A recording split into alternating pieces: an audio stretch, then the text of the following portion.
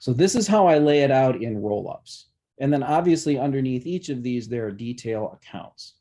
And so how do I then translate this into basically what amounts to an actual versus budget analysis? And for that, I want to switch over to a spreadsheet that I show you how I do it. And it's done with basically SUMIF lookups.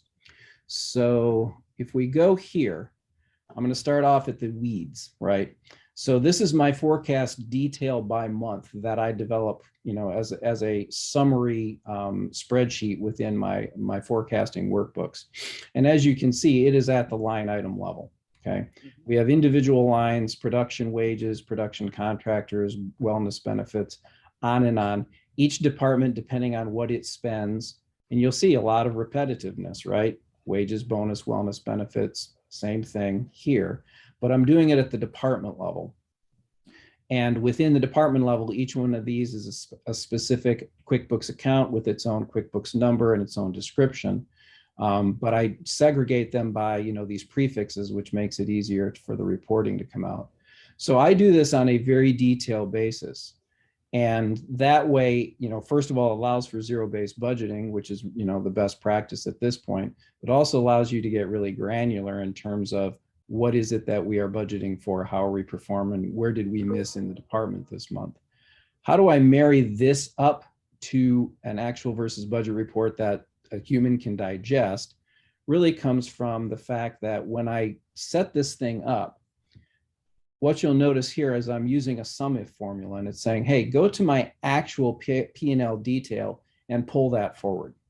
So I can do a combination of actual versus forecast to come up with a projection, and I can keep that live and fresh each month. And the way I do it is I have a standard export file that I pull out of QuickBooks. This is literally every account used and unused. So I have the entire database in here. And basically what I'm doing is I'm looking up this particular number and description over here, oops, to pull it in, right? There it is. And so once you set up the formulas, all you basically have to do is just keep downloading this.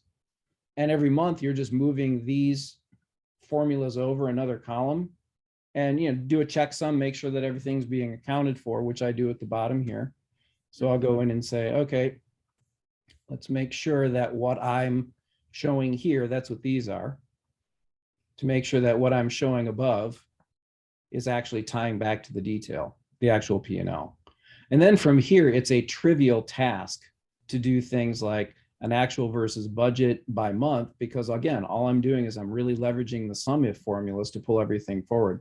So a lot of this comes down to, just keep rolling and rolling and rolling up to a summary, how you set this up and how you set this up.